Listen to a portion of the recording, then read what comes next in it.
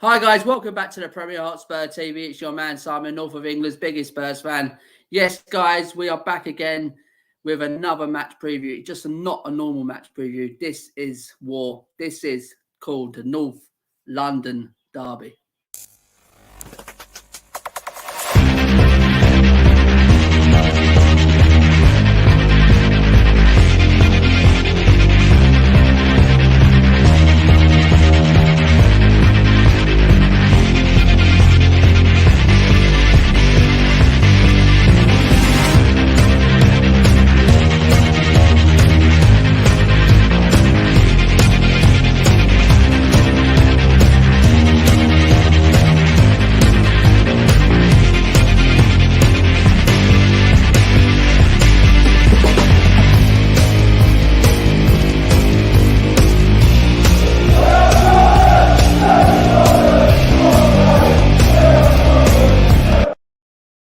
That's it, guys. It's a war, guys. It's Arsenal versus Tottenham, and we have got special guests in here today. The Arsenal fan, Kenny. Kenny, thank you for coming and taking your time out and giving your Arsenal opinion on this game and what's going on at this present moment. So, Kenny, how are you, my friend?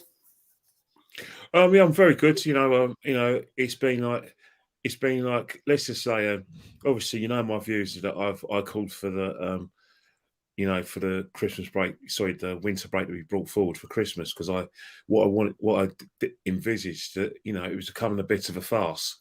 Like from December onwards, we've had games called off initially for COVID. So I thought, right, if we could postpone the games over the Christmas period, have a two and a half week break, then basically what will happen is that players will be fresh, and then we'll start again. Last week with the FA Cup, obviously a lot of fans who love Christmas football rejects my idea. Respect that, because it is a tradition. But what's happening right now? We've got a farcical situation where we're 2 weeks away from an official break. And unfortunately, what's happening now is that we're going in a situation where, clubs are citing the African Cup of Nations as a lot of reason, adding on the COVID, and then it's injuries. Well, and I'm saying so. Well, this is a tournament we've known about for a long time, and I think we're using the fact that we do have a pandemic in order to make our game that we love a farce. And one more thing I want to say is that I don't understand how football fans don't want to watch football. Why would they want a game, the biggest game in both our clubs' calendars, to be called off? I don't understand that. I don't see any reasons why the game can't go ahead, because, again, fans have bought tickets, me included. We've made arrangements to go there. Why would we want the North London Derby to be called off when we've made arrangements to go and we've got tickets? It'd be a bit of a contradiction in terms for me to want that. I'm not. I love my club, but I'm not going to, fall for this nonsense unless I've been given genuine reasons why it should be called off. All I want is a reason, a proper, concrete reason, and I'll back the decision. I can't back what I don't know about. Absolutely, Kenny. Absolutely. So, guys, if you could come into the chat, into the comment section, get your comments in, guys, and get your questions in for me and Kenny. There's no Matt today. It's a power cut in his area, so he cannot be available. Me and Kenny will crack on with it. We've got some comments. I've got two already. Got Cole. Afternoon, gents. Hope you're both well. And we've got Brian Daigle. Yes, Simon. How are you, my man? And Kenny, absolute legend of a man. Hi, Brian. Absolutely. And he was on Brian's show last night. I was watching that. Absolutely fantastic. That was. If Simon Butler's watching and if he contributes to your show, he made a lot of contributions to the Tottenham tour. So, Brian, as I said, just send me your back. I'll send you my back details. I really could do with some dinner money for the match tomorrow if it happens. So, seeing as you are a man of great generosity, put something my way. Absolutely, Kelly. So, Kelly, just firstly, let's get into that, mate. Let's get into that question. And what's your feelings on the state of football at the minute with this COVID and injuries? And as I said, with the games now getting called off for players' injuries, suspensions, and on international duties. Burnley Leicester's been called off, and apparently that's through injuries as well. They've added Burnley, by injuries. the way, sold Chris Wood to Newcastle for money. There you go. Arsenal have loaned out Maitland-Niles. We were planning to do a clear out of players in order to try and beat Vlahovic. So, what in terms of the state of football at the moment, it's become a bit of a farce. In fact, the minute we went into a pandemic in March 2020, the football season, rightly, we had Project Restart. But what's happened, what we failed to take into factor, is the situation in terms of we've got a condensed calendar because of the Euro 2020 had to be put forward back in order for it to start a year later, and then we got the World Cup in November. So what's happening, right, is that at the moment the football season in this country has become a farce because of the loopholes, and the next season is going to be a bit of a farce. But the most important thing that people don't take in consideration, one is the fans who have to go to these games and getting messed around with the court players. Another thing as well, you've got to think about player safeties, because at the end of the day, we don't want a situation where we're going to see a lot of we don't want to ever see what we saw in Copenhagen in June. We don't want to see that. But you can't. Anyone who's with a bit of common sense is going to look at the situation and think, well, hang on here. We're playing, not only playing at a huge volume of games, we're playing them with that very little rest or breaks. So what's happened is that as much as these guys have got their science and they've got their body counts, they've got low fat counts, you're still asking them to go to, well, I don't care if anyone says, overexertion does take its toll on the heart. And if people want to say, well, it's like because people are having the vaccines and that's probably the whole situation. Even without the vaccines, we were still seeing situations where players with with heart issues have had cardiac arrest on the pitch and lost their lives. Now that's not going to change with these overexertions. Yeah, because at the end of the day, your every year player gets an ECG. That's not always going to pick it up, because ECG looks at the state of heart at the moment.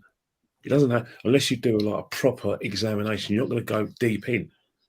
The only time you find that where a player's got heart issues is if he has a heart attack. Then you think, oh no, he needs the back of his heart is facing damage, so we've got to give him a triple bypass in order to release the blockage. So I don't.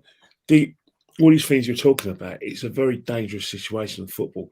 And I think after the World Cup next year, football needs to have a good look at itself and consider having a midwinter break over the Christmas period and talk about not so much reducing the games, but extending the calendar. The FA Cup final doesn't have to be in May. It can be in June. And, and in terms of the international calendar, yeah, it's all well and good having the League of Nations. But again, just reduce the amount of games. Seriously, because at the end of the day, I know it's nothing to do with us. We want to watch as much football as you can, but you don't want to be watching a tragedy instead of a football match. And you're going to be seeing it live on your screens. Absolutely, Kelly. I can see where you're coming from there, Kelly. It's really some really good points. But what I'm trying to get at here, Kelly, is like this whole postponement was due to COVID situations. If you had COVID situations over 3, 4, then they'll look at it and they'll probably postpone the game. But now teams are now using, because they've got so many key players out through international duty, through injuries. Now it shouldn't be coming to fact, this, Kenny. Really, if you I think that's the problem. I think the thing is, Simon, is that the reason why I think a lot of fans like myself are saying, "Wayne on it," they say, "I don't like the look of this," is because 3 weeks ago it was because of COVID. Now, now we're in a situation where teams can't, if you can't field that, 13 players, you can ask for the games called off. So what is it? Is it COVID or injuries? Because every team has injuries, and I do know I think they're using a loophole of the fact that they have a 25 man squad that they got to report for the Premier League, and out of those registered 25 players, they're the only players who can play in league games. So what we're seeing now is that they've got a sort of exemption, which they call a COVID exemption, where you call off games because you don't want an outbreak. You've got to close your training ground. I understand that, But now you're saying, well, we've got a little bit of loophole here because we've sent our players off on loan, release them for international duty, and if we don't have a sufficient amount of players, we can now use that loophole. It's become a farce. Absolutely, You know what I mean? and now this is probably now, Kenny. Now there's reports now coming out. I've just You've got seen one it now. eye on the Man City game, haven't you? You've got What's one that? eye on the Man City game, haven't you? What's that? You have. Who hasn't, eh? But what I'm trying to say, Kenny, is that now it's coming out that it looks the game's looking off. Now some of these reports coming out now. So, but what I'm trying to say now, Tottenham can easily go now. Now I think the Premier League have made a foot for themselves now. I think Tottenham go down to say, right, against Leicester, oh, we got these so much players out, we got him through COVID. Oh, I want it off.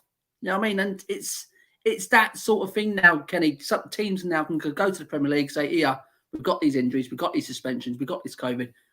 I want this game off. You know what I mean? There is a solution, though. There is a solution. Two things you can do. One thing you could do is that because of the fact that we got an international, like I said, deluge of games in tournaments as well. You can basically look at what Jurgen Klopp says and said, look, let's have 5 substitutes. We've got to really consider that because again, it's rest and it's like exertion for the players. So 5 substitutes is a way, or you could do that. Now teams have set a precedent. Now teams have got games called off or trying to get games called off. Extend the amount of registered players for the Premier League. Go from 25 to 28 or 30.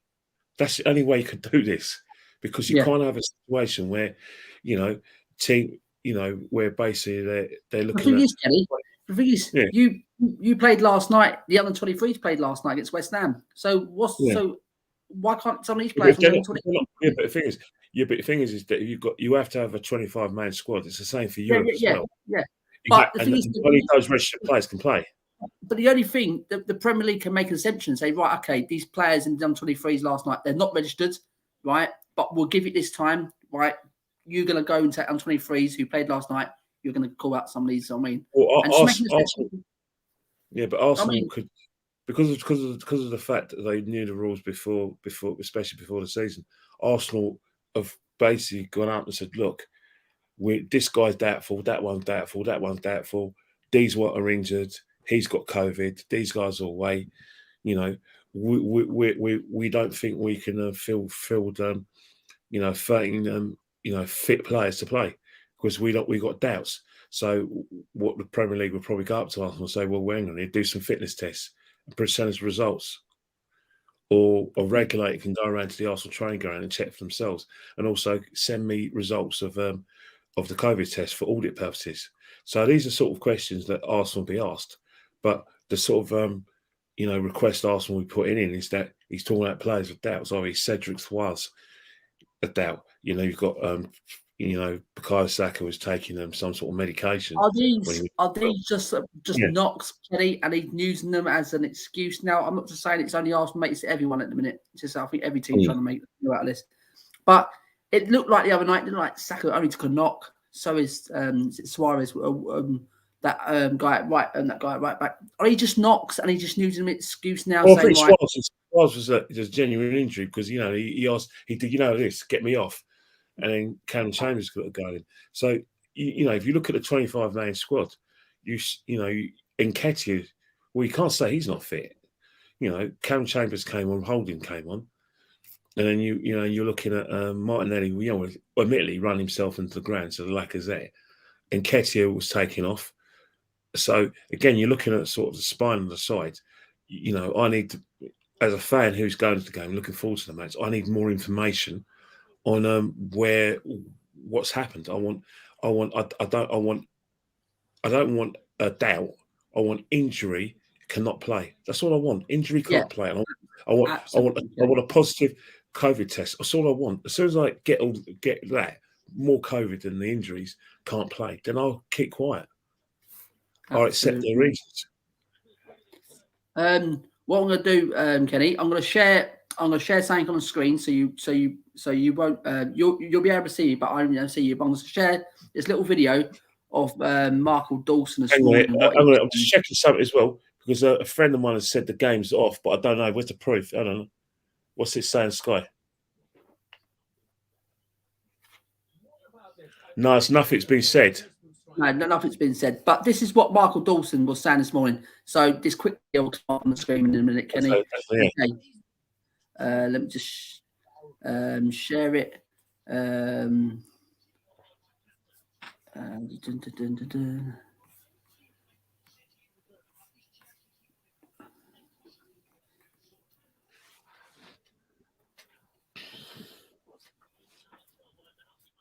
Sorry, guys. Gonna just this is a little video of Michael Dawson's. It's this one here, guys. One, I believe. Yeah, it's becoming a mockery. It really is of not just Arsenal. I think a lot of football clubs are using it to their advantage of getting games postponed. And yeah, you talk about players going out on loan. Keep them kind of players. If you're talking about the fringe players and you talk about having a squad of players that everyone's having to deal with, and everyone thinks I'm going on about Arsenal, it's not. Other teams are doing it as well. And I think the Premier League and the FA, they have to clarify how many it has to be for COVID, in my opinion. And we will talk about it in more depth and bring in the problems that other teams are facing as well very shortly. But do you think the right decision from Premier League would be to say you must play? Yeah, I do. We said it with Merce. Merce disagreed with me last week when you talked about Chelsea, Merce, and we had the discussion. I think if you've got, I don't know, you say 5. If there's 5 out with COVID, no problem. Proof it's cancelled. Whatever number it want to be. I don't think if you have injuries, go back to games that teams have always struggled with injuries. That's part and parcel of football. That's why you have big squads. Clearly, the best teams talk about your fringe players and your squad players. How do you deal with that? And we all say, rotate players. That's why Man City are the best for me, because they've got the biggest squad, they've got the best players, and they deal with it. But I think that is just an excuse. It's becoming, Jeff, not just for Arsenal. A lot of football clubs are using it, and I don't like it for supporters, for the integrity of the game.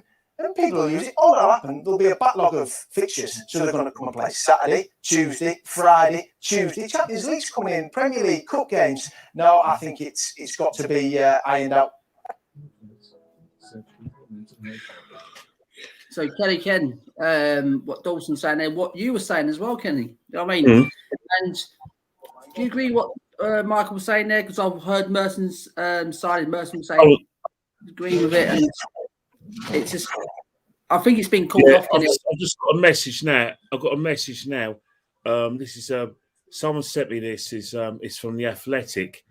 They're saying the Athletic understands that the game has been called postponed.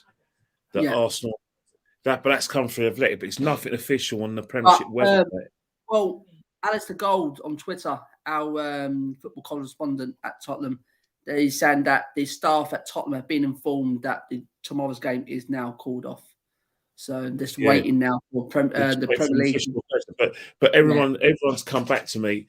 A couple of people, Arsenal fans, have told me the game's off, and you just told me about Alistair Gold from Spurs has said, but the Sky Sports haven't made that announcement. But when I tell you now, Kenny, when Conte got announced as Tottenham manager, Sky Sports were about half an hour behind, mate. We all knew that these good sources get it before Sky Sports at a minute. We've got Derek. Thanks for coming in, pal. Good afternoon, Simon, big up, and Kenny. Hi, Derek. Simon Stevens says the FA need to find a solution to this problem. Are Man City going to win the league every year until the pandemic is over? Nobody can compete with them as it's because of their squad depth. Do you agree what Simon's trying to say there, Kenny? Well, the thing about it is that, football's, we've got to a situation where, the only way teams can compete is to, emulate what Man City and Chelsea have been doing. It's only one way. There's no other explanation or any way that, that they can compete. So basically, Arsenal and your club as well, they need an owner with a massive, massive, massive ego who is basically going to basically demand 3 things. 1, the best players in the world, the best managers in the world, and to win trophies every year, especially the league. Hang on, 1 minute. Yeah, Business it's not an official announcement, but Jeff Stelling's Yeah. just saying they're waiting for an official announcement. Yeah. So, guys, yeah, in the chat and all that, we do probably now understand that the game is called off, which is it doesn't matter. Kenny can talk about. Yeah, we definitely talk about other things, but you know, Yeah. it's very, very disappointing that you know that the game has been called off, because obviously I've made arrangements to go to the game. You know, there's some friends of mine who've made arrangements to go to the game. We're all going to meet up in Finsbury Park and, you know, make our way by bus or any other vehicle to the game. So the disappointment is, you know, it's just, you know, palpable amongst a lot of fans. A lot of Arsenal fans, unfortunately, will be celebrating this, thinking that, you know, we've got our own way. Is this going to be teams now going to say, right, we've got big injuries here. Right, we're not playing until we've got these big injuries back. If one team can do it or two teams can do it, the rest of the flipping league can do it. And it's what's the? Yeah, well, the thing is that we knew what's happening, but it's still a massive blow. You know, I'm feel deflated by the news. You're deflated as well. Absolutely, Kenny. Absolutely. There's. It's a massive blow. If it was the other way around, I wanted the game to go ahead. I want to see football play. You know what I mean? It's not just because Arsenal's situation. I'd have been exactly the same if it was our situation. I just think it's a massive farce at the minute. It really is. It's an excuse for just trying to get your big players back and saving that game for another date and getting the big gun to play in that game. And that's all it is, I think, at the minute, Kenny. So what's happening? Is the Liverpool game going to be called off? Yeah, that's what I'm saying, Kenny. Absolutely, 100% right. I think it's on Wednesday night, is it? No, it's Thursday. Thursday. Is that going to be called off now? Have you got enough? And come on, this is just. But you know, it's like a massive blow. It's a big blow for everyone in football and Arsenal fans. And I'm sure there's neutral fans as well who are very disappointed as well. But you know, Arsenal have taken the president, and you know, I'd like to Arsenal to send me a list of why the decision. But it just shows you one thing about the power of the clubs over the league itself. You know, the big club, if you're a big six club and you make a request, you get your own way.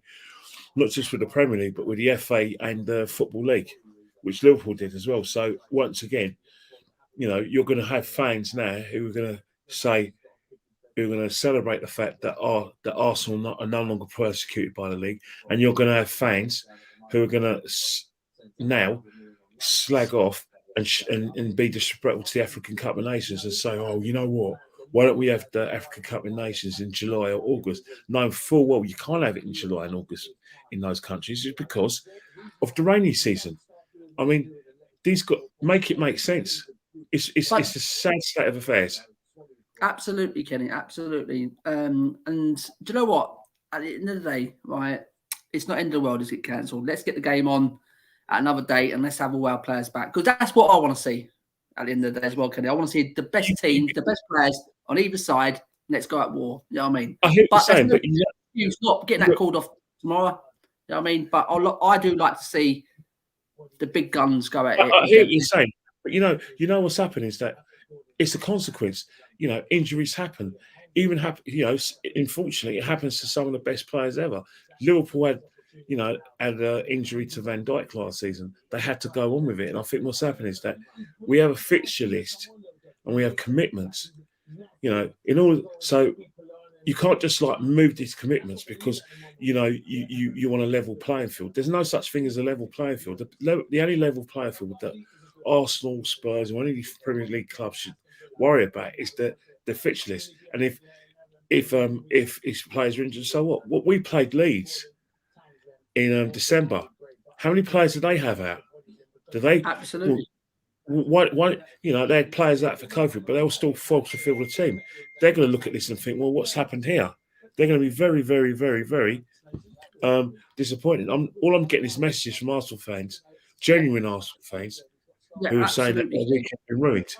Genuine ones. But I think you get it as well. The Spurs fan tweeted it's back to when was it? The West Ham game years ago when Spurs went down that lasagna thing we had all them players who went for the sickness and like 8 players were out. I mean, the game went ahead. You know what I mean? This is what I'm trying to say. It's it's a massive farce at the minute, and it's not only Arsenal, but people's got to not blame Arsenal. It's everyone, every team at the minute is finding a way to get games called off if their big players are out. If the game got the big players, now this is the time now to go to the Premier League. Right, we got these injuries, we got this. I want the game called off. And see, the thing is, Simon, after next week against Burnley, where the game could be called off as well, the FA have made it abundantly clear that during this midwinter break, from the from after the Burnley, they don't want no extra games, do they? They said there's no games, and the FA is saying no, it's not happening. So what's going to happen now is that after the FA Cup game, you're going to have midweek. You can't have a midweek game because we already got fixtures. We already got Wolves. We got Wolves, and there's games. The other games on the 28th. So 28th of December, like the reverse fixtures. You're going to have, I believe, was it Southampton? Burnley, we got Burnley, Leicester, and Brighton to catch up. Yeah, and so now. Four catch up on. Yeah. So basically, then so when are you going to play the game? So you're playing the games the week afterwards. So it's all well and good celebrating, but you're still going to have the after effects, and you're still going to get injuries and overexertion because of the situation with the fact that games players are going to play every 2 days, every 3 days, or every other day, or maybe the next day. Because let's face it, by the time you've travelled and got home and done a light training session, you got to pay the next day. It might as well just be every 24 hours, and your body's not getting risk. So you're still going to get injuries even then, because the Premier League have stipulated that the season must finish on the 22nd of May. Yeah, absolutely, Kenny. And it's going to be a massive build-up of games. It really is. And sort of some comments there, Kenny. We've got top 943 says, all right, side. Arsenal a disgrace. No, Arsenal. It's everyone's playing the game. That's what I can say to you. Everyone is playing this game at the minute. They're playing this card at the minute. Facts and Stats says, all right, sign Kenny. Hope you're both well. Sorry I'm late to the show. Watching Man City and Chelsea. Not a problem, Facts and Stats. City to beat Chelsea again at 13 points clear. Absolutely. Astounding squad that is. Simon's come back and said the amount of wheelchairs we have at Tottenham at the minute. We are consistently plunged by injury. It's a mockery. And he goes on to say as well, Leeds fans will be angry because Burnley have been given a lot of wiggle room with COVID and injuries. Leeds have been depth for months and are effectively relegation candidates because of it. Absolutely, I can see where you're coming from. Derek says the Premier League is now officially a circus after this decision. Absolute joke. Everyone's going to... It's not only us fans, Derek, Arsenal fans, like really good fans like Kenny Ken and his friends. We're going to meet up tomorrow. Well, they better get a move on. If fans are going to do this, they better get a move on, because they're not going to have anywhere to go after the African Cup of Nations. Because, with the African Cup of Nations, these players are going to come back, and they're not going to really. And the Premier League are not going to care what state these players are going to come back in. Absolutely. You're going to have to play these matches, because you can't say that you've got a depleted squads. But again, we need a precedent set. If this is how things are, how they're going to play it, then I suggest that we have during the African Cup of Nations, have a break. Have a break. If that's how you want to play it, if that's how you want to go down, have for the duration of the African Cup of Nations tournament, have a break. That way, you can't use the excuse that I'm not going to buy this player because he's going to have to go away for his country in January and February. Have a break. If it's 2 or 3, 4 weeks, stuff, because you've set this precedent. You've used this tournament as a reason in order to get the games called off, because you said you're using injuries and play availability or lack of play availability. So again, it's football fans are always the people who have to suffer. Obviously, and I'm talking about football fans who, this is their life. They want to get up to go and watch the game. They want to plan their day about watching the game. Or the match-going fans who've made arrangements, you know, in order to go, topped up their oysters, bought train tickets, Yeah. and bought match tickets. You know, what happens then? You know, we know the match tickets are valid, but what about their train? Who's going to pay for their travel? What about Absolutely. the guys? What about during a school night? What happens then? You know, is you know who? It's like a merry-go-round, and it's just, as I said, not fair on the fan. Absolutely not, matey. Absolutely not. And we've got a comment here from United Art. Yeah, whatever. Spurs scared of Arsenal's strong squad. We're not scared. I'm not scared. And I don't think no other Spurs fans are scared. Me personally, I'm gutted that the game can't go ahead. I want to watch football, as Kenny said. But me personally, on the other hand, I want to see both teams with their big hitters out go head to head. So I'll be looking forward to this rescheduled game because both teams will have. I think what's happening, there's going to be an edge to this game. There's going to be an edge in terms of like resentment between the clubs and the players and everything. And I think what's happened is that this could cause a situation in terms of resentment between the fans. Because, you know, Spurs, you know, fans take their cue from their clubs. Like, for instance, Arsenal fans are taking their cue from the club's request in the first place for the game to be postponed because they're now seeing it, well, if every other club could do it, well, they need to say yes because they said yes to every club. So the Arsenal fans who want to be popular, get a few likes, are going to follow lead. Spurs fans who share Tottenham's disgust and anger are going to think, right, it could cause like I said, some sort of fan unrest. When we do play you, there's always fan unrest when we play you anyway. But I think this could be an edge, especially if we're both vying for the top four. But really and truly, it's so disappointing. It's a joke. It's a joke, mate. It really is a joke. And it's gone from now COVID, now it's gone to injuries and suspension, and it's just gone an absolute fast. Lily White Lane says, absolute joke. If it was a COVID outbreak, I would understand, but only one player with COVID and most out for Afghan suspension or loan. Absolutely, I totally agree, Lily White Lane. And Kenny, let's just talk about the two clubs. And which club has moved on more after the summer transfer window? The both businesses you have to say Arsenal. You have to say Arsenal because the reason is that, you know, players that are kind of gelled, you know, and, you know, like they're playing with confidence, and we've got ourselves in a position where, you know, like I said, so very surprising to a lot of Arsenal fans that we got ourselves into a top four fight. You know, you can't say Ramsdale hasn't been, you know, done well for the football club.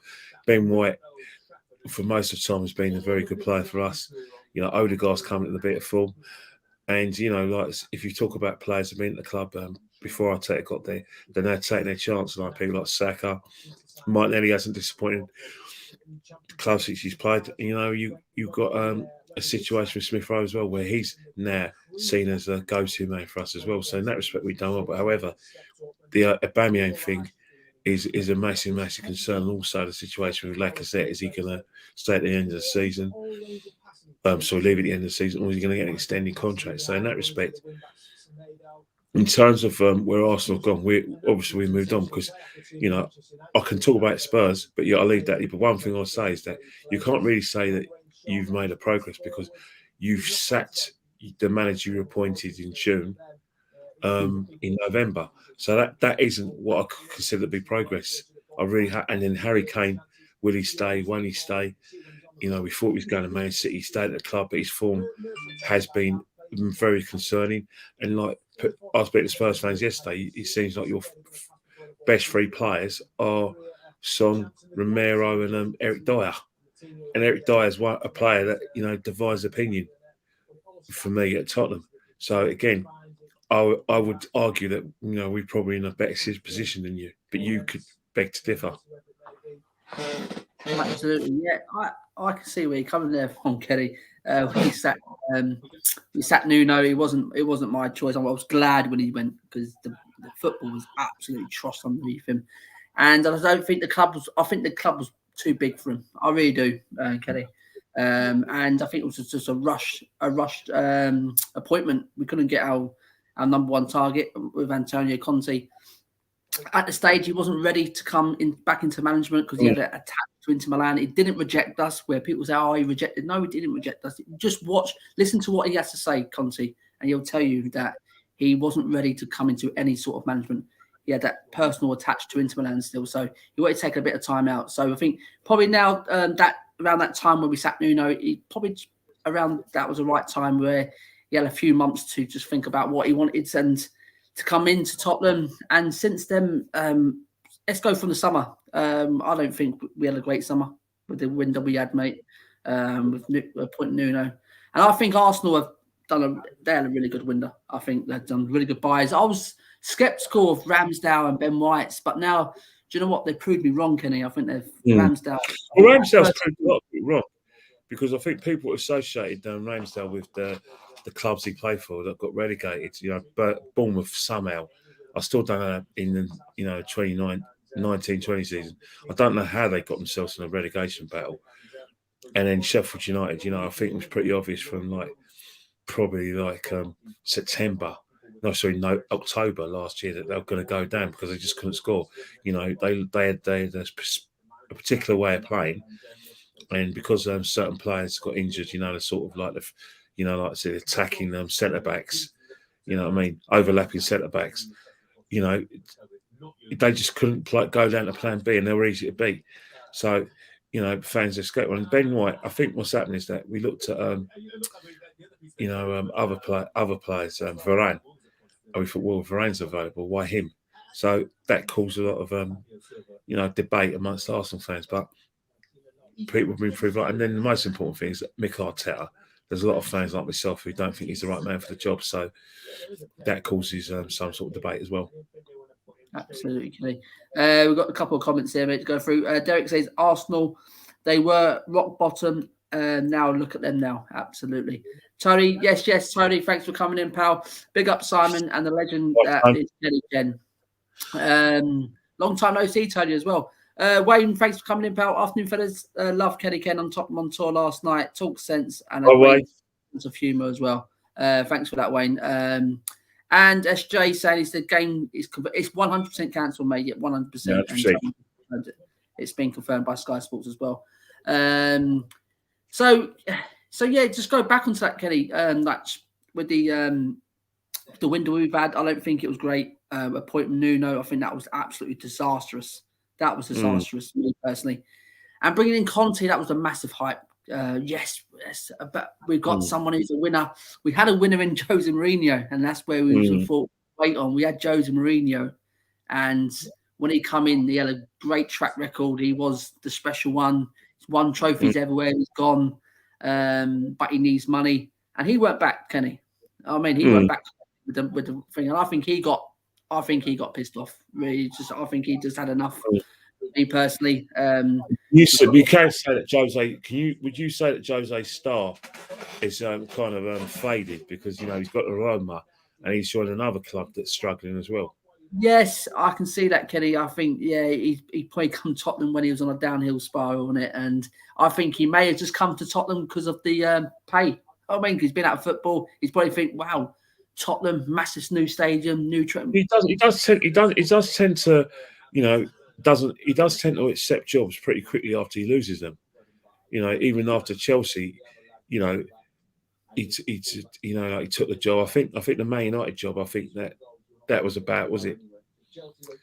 Well, it was about 6.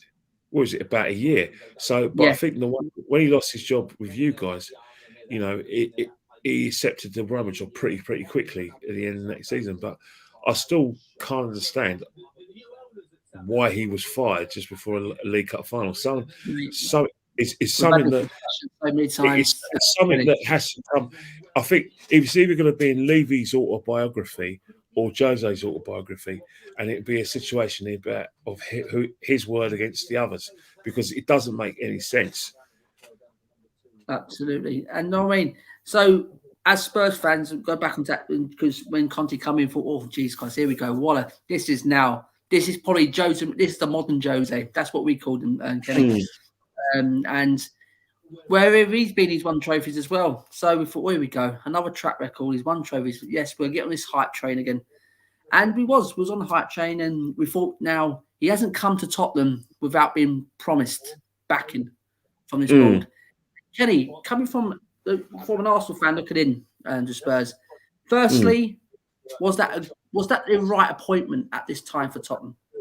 Well, I think I said at the Tottenham on tour that appointment should have happened in the summer, because simple reason is that he says he feels an attachment, and that's fine, but really and truly, it hasn't helped you. It hasn't helped you at all. Another thing as well, in terms of because what's happening, right, is that you don't want a manager of his caliber to come and resurrect your season. You want a manager of his caliber to start your season. You can have building blocks, because you've got Nuno Espirito Santo, and you've got a feeling that even in the last few months when he was at Wolves, they became a kind of side that was difficult to beat, and the results weren't going as much as we'd like. They weren't playing the flowing football, attacking football that they had, because obviously they lost. They lost, was it Ramirez, isn't it, with the head injury? So what's happened is that when you came to Spurs, all right, you beat Man City, but you always thought, and then the North London derby was a disaster. It was an absolute disaster for you, but it was exhilarating for us. We played our best performance, but we just ran past you, and a lot of your players just walking. Yeah. I don't know whether they weren't playing for him or they just didn't understand his style. But that was, I think, the beginning and end for Nuno with a lot of Spurs fans like yourself. You never gave him a chance anyway, but I think that the red flags was the North London derby, and it never really improved for him after that. Harry Kane has a lot to answer for as well, because I'm not saying he has to always be on form, but to say that that his lack of goals and great responsibility on Son and other players didn't help you guys as well, because normally Harry Kane's firing back at times. So that is definitely an issue looking in. But the most important thing is that you had the Poch, who had the sort of growing reputation, but not the proven reputation. Then you've got two managers in with proven reputations in Nuno and Conte, but the common denominator is Daniel Levy. I haven't seen any evidence on the outside looking in that Daniel Levy is anything other than a tough negotiator when it comes to selling the assets for big money. I haven't seen Daniel Levy from the outside looking in making big investment and the right on players. I've seen Spurs do buy a lot of players. In fact, before the Poch went there, Spurs had a reputation of buying the best English players. And because a lot of the best English players weren't getting a chance to be clubs, so they went to Spurs and they developed their reputation. Walker is an example. When he came from Sheffield United, Cole Knowlton. Then you had players like like players like Aaron Lennon coming from Leeds, and then you had Carrick coming from West Ham. Great player. Then you had Jermaine Defoe, you had Darren Bent, all young English players, up and coming players were coming to Spurs, and you had kind of the monopoly on that because the big clubs, especially the Arsenals, weren't going for them. And then you can't, and that you take that reputation under the Poch. Unfortunately, you've never recovered for the change of style from Ireland the Poch, because the way you lot played was so hard to play against. But unfortunately, I think after 2 or 3 years or 4 years, well, let's be accurate, 4 years, your players burnt out.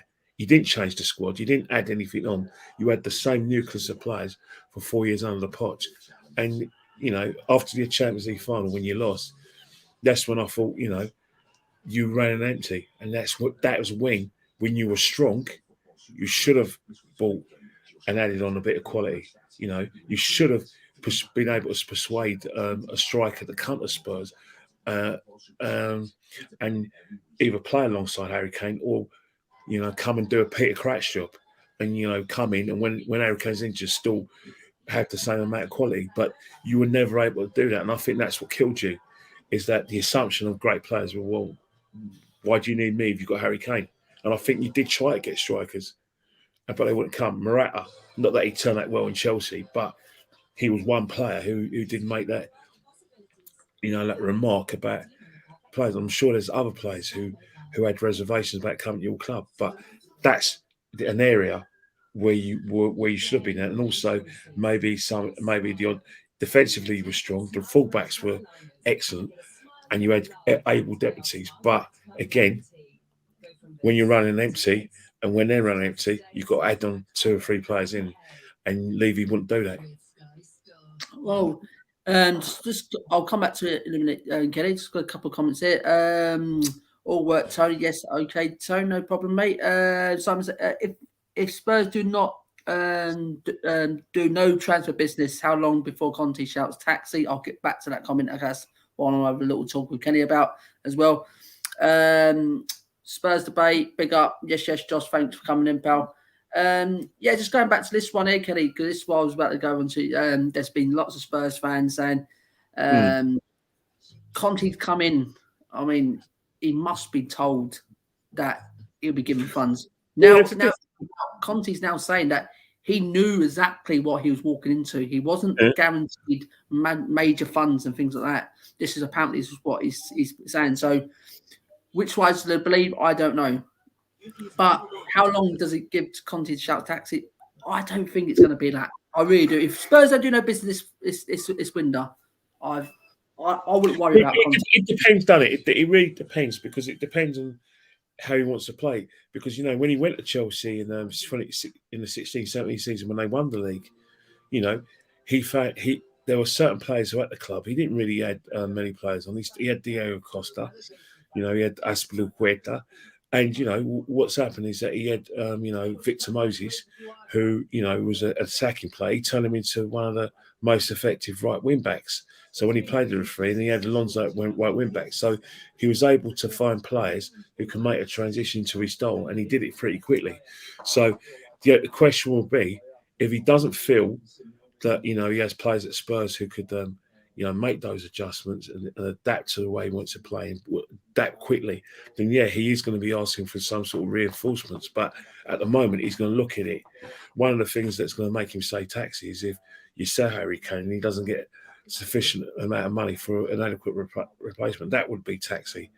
Or if the players at your club can't make that adjustment, then he will have to make adjustments. But again, I'm sure that he's been told that, you know, you have to get some liquid assets before you can play. So a big liquid asset at your club is Dele Alli. Dele Alli, unfortunately, you know, people are going to blame Mourinho, but since the World Cup, Dele Alli hasn't been the same player for you. Absolutely not, mate. He's been an absolute letdown over the last couple of seasons now. He hasn't performed for a couple of seasons now, just for one season, for a couple of seasons now. And I think this time now, I'm trying to back this guy. I've been telling fans, no, let's give him time.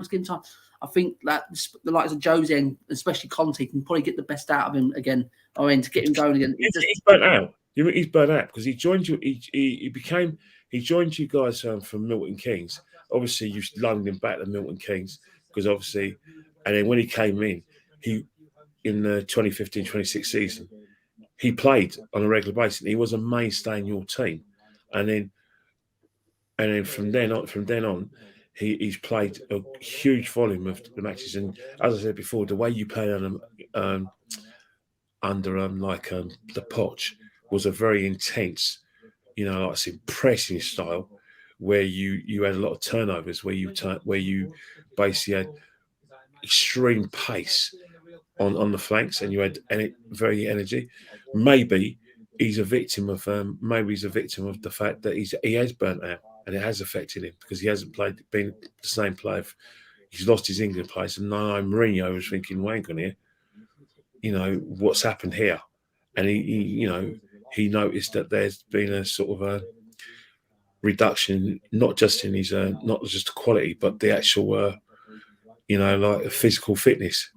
And I think that's what it is physical fitness. Now, that could be down to burnout because, as I said before, the way you played against the pot, scary. Absolutely, Kenny.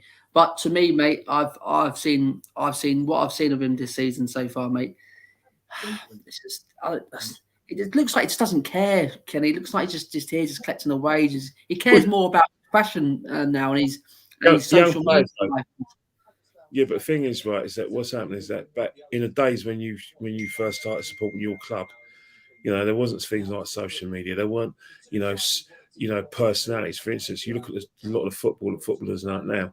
They are befriending social media personalities, and and we've got to remember these are young guys as well. They're young guys, and they are going to have an affinity with some young YouTuber or some young influencer. You know what I mean? Or some young guy who grime artist and everything. And I think that does take an effect.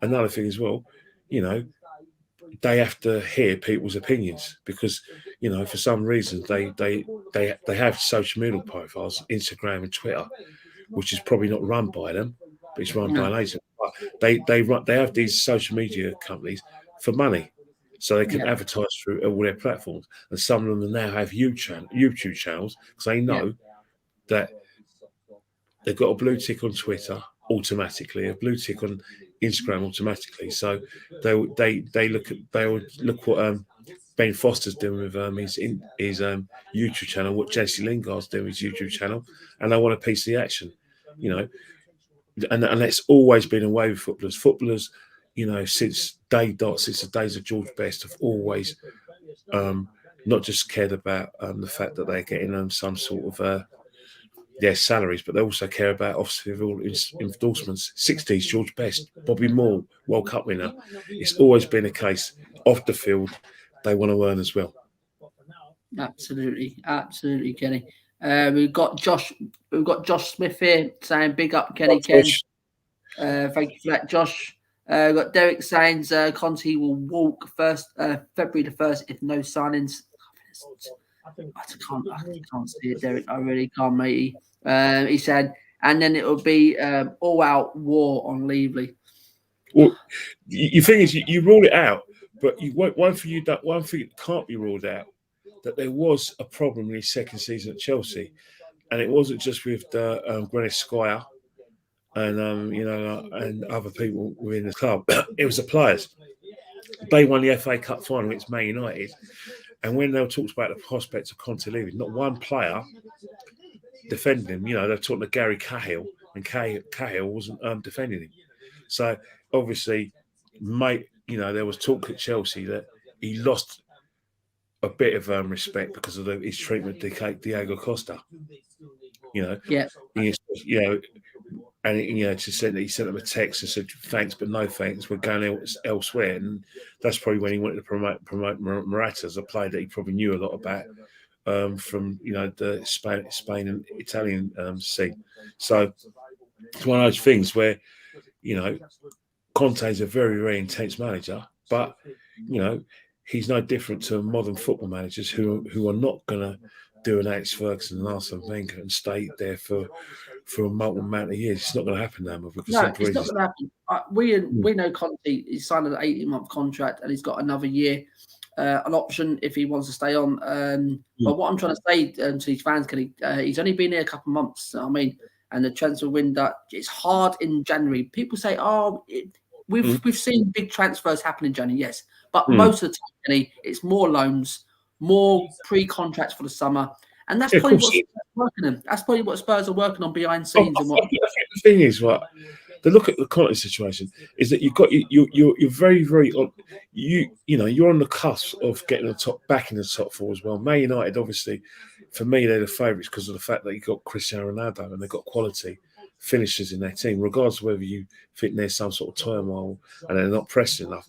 When you've got Cristiano in their team, they've got more match winners, I suppose, than Arsenal and Tottenham. But in terms of like Conte, again, a lot of it is, like maybe fan led, because I know that there's a lot of fans who just, as far as they're concerned, all bets are off of Daniel Levy. They've had enough. They've had enough of the fact of the lack of investment. Because I know Spurs fans, obviously being from Islington, for some reason Spurs fans have been treacherous in Islington, like Derek Hutchinson, and rather than support Arsenal, their local club, they prop the Spurs. But I know fans who were complaining about Levy 10 years ago, 5 years ago, about his lack of spending. Yeah.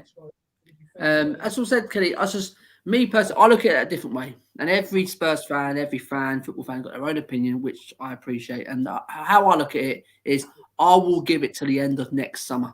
Then I can give a complete right. They're not backing him properly. Yes, I can see what he's done. But until then, what about trophies? We can't go on to this window because it is a hard window, Kenny. I'll get what trophies though? Trophies, because one of the questions I asked you as an Arsenal fan looking in, how do you guys feel about about not winning a trophy? Because the only chance of you guys winning a trophy is the FA Cup. And if you don't win it, then it's going to be 14 years without a trophy. How affected are Spurs fans by that? Because when Arsenal went 9 years without winning a trophy, it was bloody hard. It was hard to take. Now you don't. That's not an insult. But what I'm not hearing from you, or what I'm hearing from you, is that you're giving it, giving it until the end of next season, just to make a judgment. Are you prioritising getting back in the Champions League over winning a trophy? Is that what Spurs fans do? Because I don't hear Spurs fans, but majority of Spurs fans will want a trophy. We want a trophy, right? 100%. We want a trophy over top four, because that's what you play football for, Kenny. You play football to win. You play for glory, yeah. Play for glory, right? And top four, I mean, they call it a trophy, but it's good, nice to get in the top four. But if you're going to say trophy over top four, yes, well, most fans will say trophy over top four. But what I'm trying to say, Kenny, and I've said all these Spurs fans, I don't get involved in it. I don't get dragged into it. I just have my own opinion. I'm going to give it a massive overhaul in the summer. See what happens, because we're not going to get these big signings. What all these people are saying. I mean, we've got to get these flutter bitches and these Kesses. These transfers don't come around in January. It's very rare, Kenny. And I will see in the summer. If we know exactly we're not getting these big signings, he's not getting back properly, then I can say, right, okay. What have you got? All right. Say you don't get the top four. Would you say if you got the top four, then then it'd be, I think, and it's safe for us. I'm not saying that don't back him in just January. I think they will back him. No. What I was alluding to is that, one of the things that, a lot of people, you go on the Arsenal podcast, one of the things that one person made a great point. She made an excellent point. You can have as much ambition you like about getting the top player to your club, but if you're not in Europe or you're not in the top four, in terms of like the recruitment becomes a bit tricky. And I think what's happening right now is that Conte's going to want some sort of backing, blah blah blah. But in terms of like winning the war with Levy, he can win. He can win the war or a few. I don't know if it's a war, because no one wins a war with Levy. Battles. I rephrase my battles. You have to be in the top four. It's the same for Arsenal.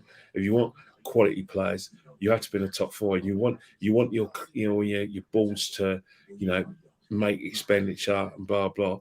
It's a top four, and I think that's what Arsenal and Spurs can make that request. In terms of Conte as well, yeah, he's got contacts, blah blah, but again, as you said, he knows what he's getting into. And I think the problem with the Tottenham is that I'm an Arsenal fan, but from the outside looking in, my question is would you be in a better state if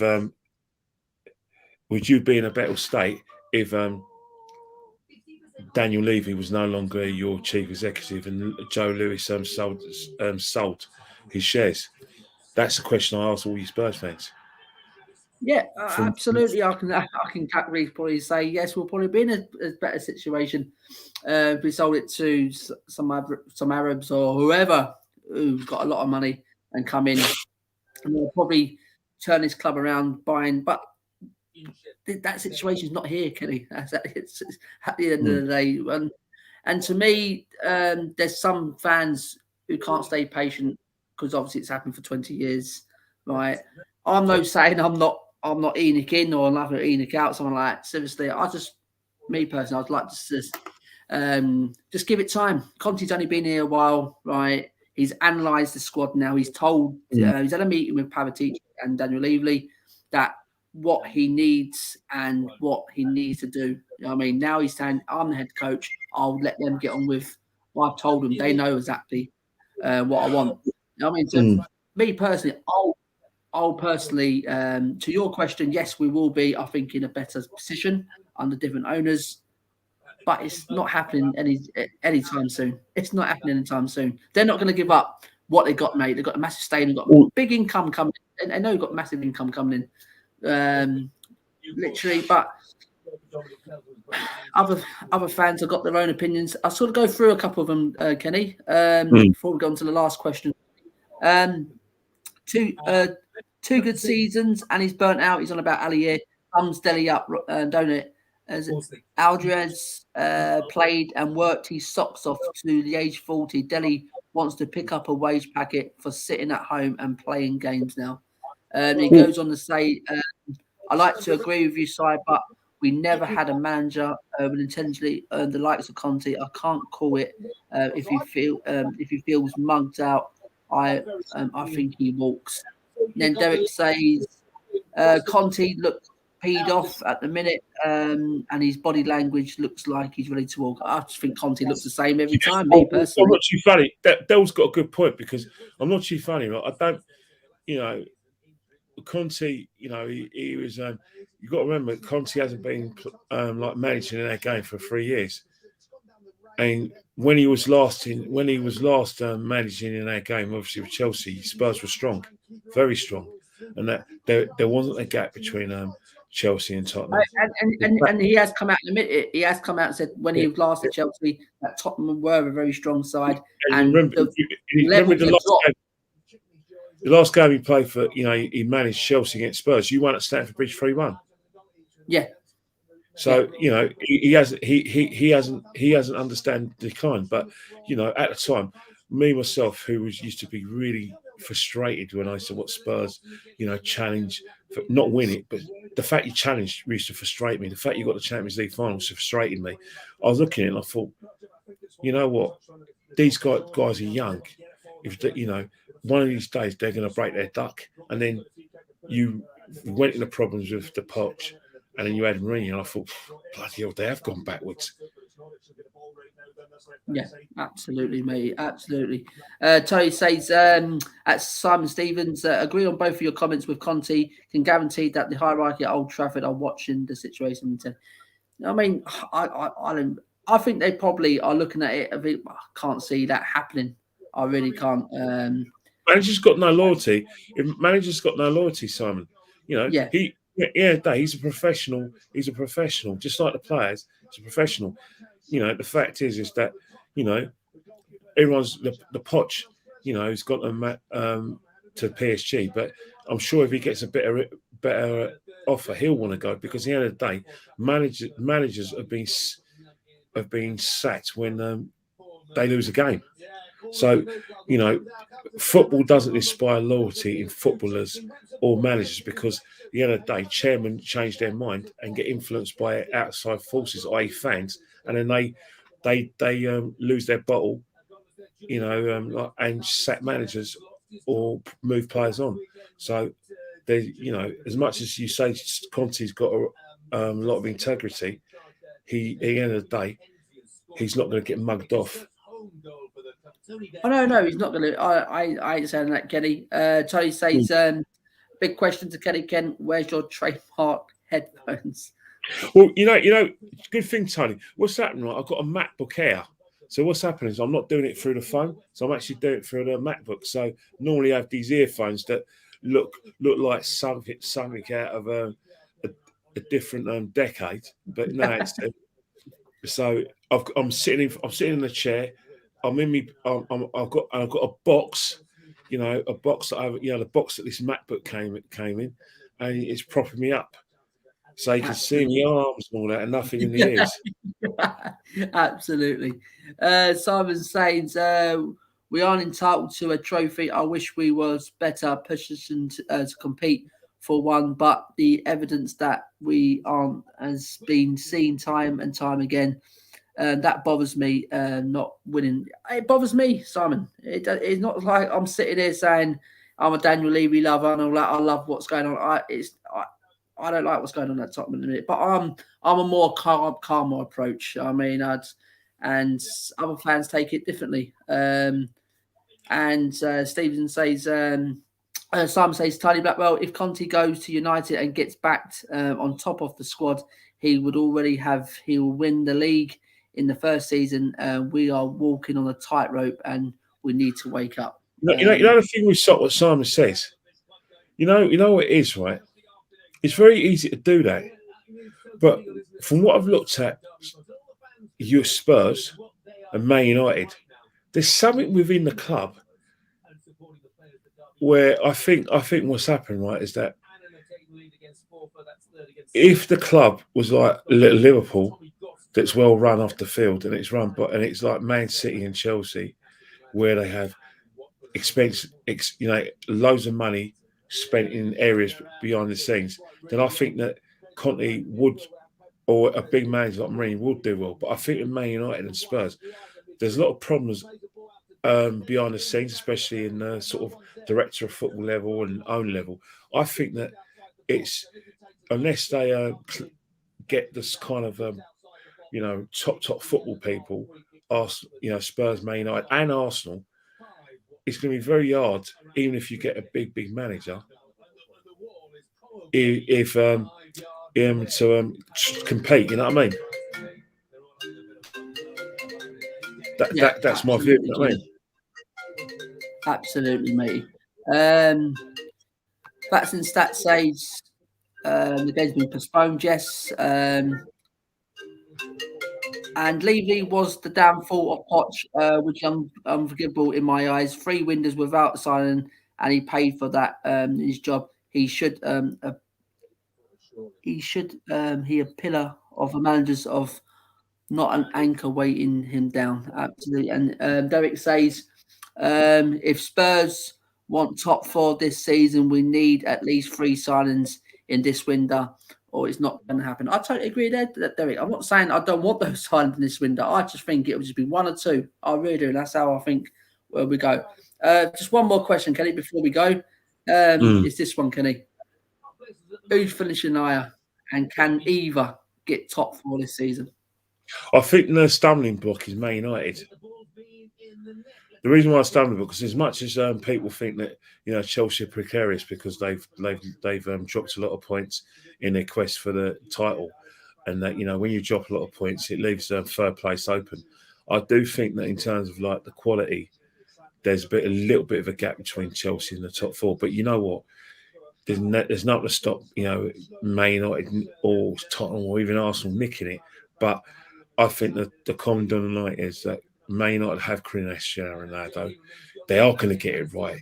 Or if they go in a run of games from now to the end of the season, I think that they will nick 4th place because of the quality they have. So I do think that it'd be very hard for Arsenal and Tottenham to get top. However, if you keep winning your games, then you've got a chance. It's a massive chance. I think at the moment, if we play the attacking football and get the results, I think we're probably a little bit ahead of you. However, you've got Song, you've got Kane, and Song and Kane, they're just match winners. You know what I mean? And and the quality of your side goes up. As long as you have those two, it's going to be very, very hard. And I think the thing with Arsenal as well is that I don't know what situation we're talking about. We got key games at Arsenal. We've got to learn how to beat Spurs away from home. We've got Man United coming up. That's a 6 point. They've got Liverpool in the league, and we've got Chelsea away, got West Ham away. And that's the kind of game, and Wolves home and away. Those are the games that are going to define our season. We get through them, then I think we can get top 4. If we don't, then we're looking at Europe at best, or even where we finished in last season 8th. These are the key games that are going to define it. But I think we're in a better shape than you. But it looks better for Spurs when Song, Romero, and the experience of Dyer. Although I don't rate him, but I think for you guys, you rate him. It puts you in a good position to finish above us.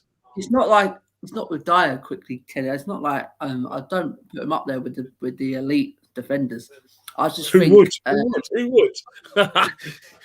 I'm saying he's not up there with elite defenders. So since Conte's come in, I think Conte's just got him to go back to basics and gone basic defending, and I think he's doing that correctly. I think he's got a springy step at the minute. But the only thing with Dyer, he's got a reckless tackle waiting to happen. He is quite he was comedy horrendous sometimes, but he is playing well.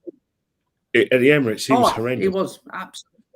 Oh, he was absolutely. Just get a couple of comments before I get my reaction on that, Kenny. Tony says, I got to go. Good to catch you both. Simon, hope you and Matt are successful in 2022 with the channel. And Kenny Ken, look forward to you on various channels preaching the facts. And thanks a lot, Tony. Absolutely. Thank you.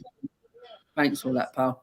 Simon says, I think we just about nicked top 4, and that's only because of Fonzie. He makes the difference. Kenny, quickly, just a quick little answer on that one. What Simon's saying there. He says Spurs. He thinks Spurs will just nick top 4. I think one of the things that troubles me and a few others is Arteta's lack of experience and the fact that he's got the job and that he's been given a blank check in footballing terms by the club, which means there's no actual, like I said, like in his in trade or his if you say his ADS that you get at work, there's no like outcome or like targets, which I object to that because I think a club of Arsenal side should have targets. You should have, a cut-off point if a manager's not doing well, especially a big club like us. And I do think that Conte is a better manager than Arteta, and he has the ability to get players to do things to get them to adapt. And I think he can do that. And I think if he gets all these players fit, then they will play for him.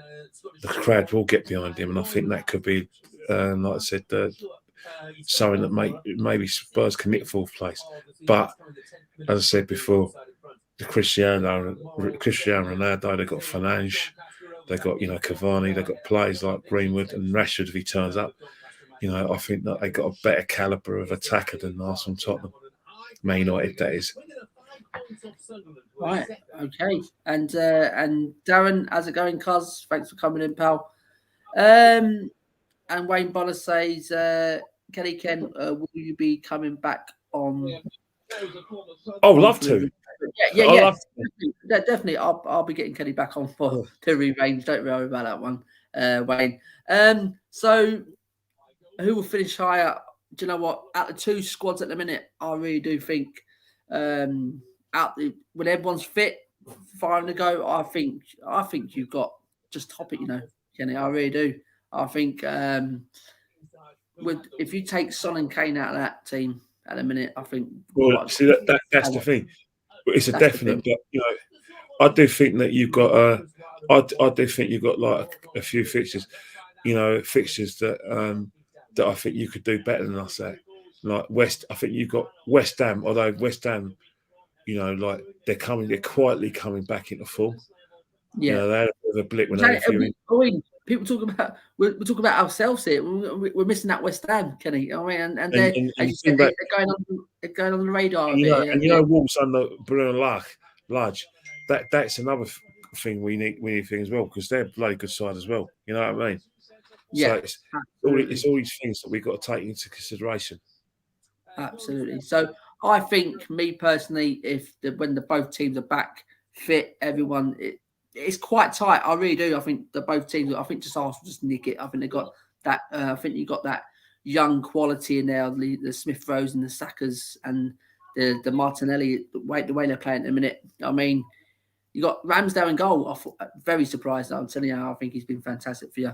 Simon says Arsenal have been fantastic to watch recently, but young and inexperienced manager alongside young and inexperienced players tells me that they'll fall away in the race, Kenny. Well, I think again, it's those games I've mentioned. Like double headers against Wolves. And then you've got the reverse fixtures against Liverpool. Spurs away, Man United, and Chelsea. Those are the games that are going to go and define a season. I haven't even mentioned West Ham away, but I just want to correct myself. So we've got some really, really hard games. And some of them away as well. Chelsea was always hard. Tottenham, Arsenal and Tottenham are just Jekyll and Hyde. They're fantastic in North London derbies when they play at home, and they're awful away. Absolutely. You know what I mean? Yeah, absolutely, Kenny. So I'll finish it, Kenny. Out of the two squads, it's going to be hard, and I can see where your point with United there, mate. You know what? I think when you say where they're going to finish, obviously it's exciting to do that, but I think you'd like to think that when we get into like the after Easter Monday or coming towards Easter, that I think that's when you'll find out a lot about the team because games like Arsenal, Tottenham away and Chelsea games could be within that period in March, April.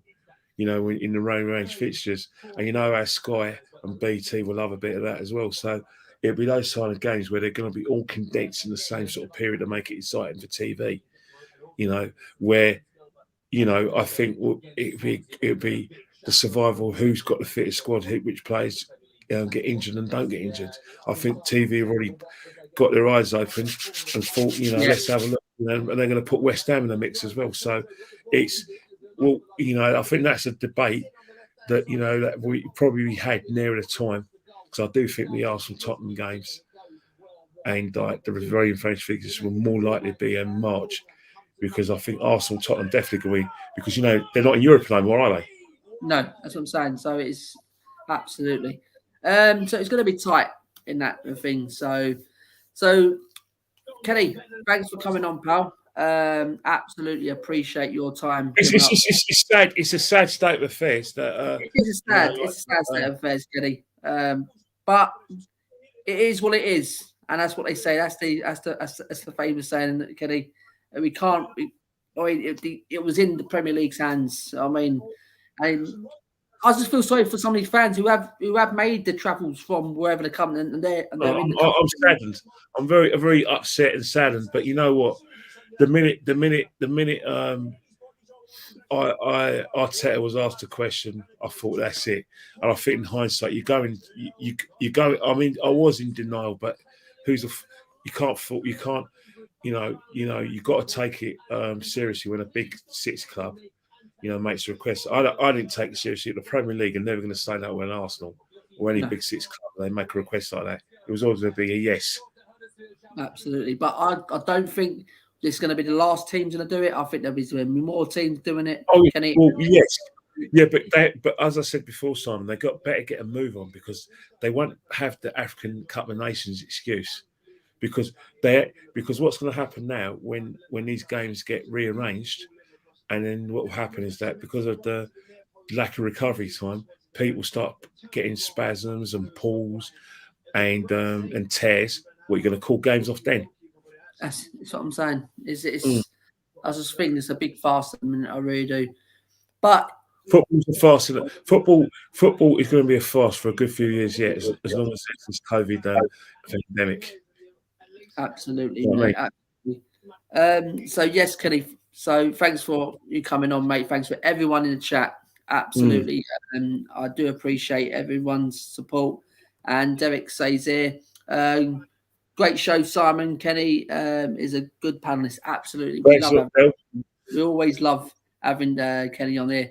And we end it with facts and stats. Say great show, gents. Shame the game has been cancelled. Hopefully, when we play, we both have our full squads and are in for an exciting match. And always, come on, you Spurs. Absolutely. That's exactly what I want. I always like to have two big teams going at each other. One thing I'm going to say is that if one of the things with football pretends to bite you up the arse.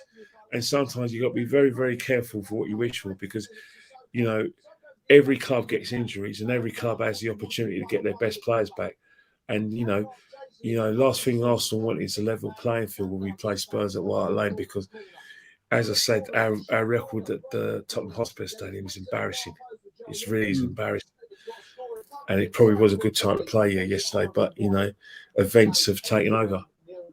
Absolutely, Kenny. Absolutely. So thanks for everyone in the chat. Thanks for everyone's coming on. Thanks for Kenny for taking his time out on this Saturday afternoon. He's probably going to watch his football now for the rest of the day. What football?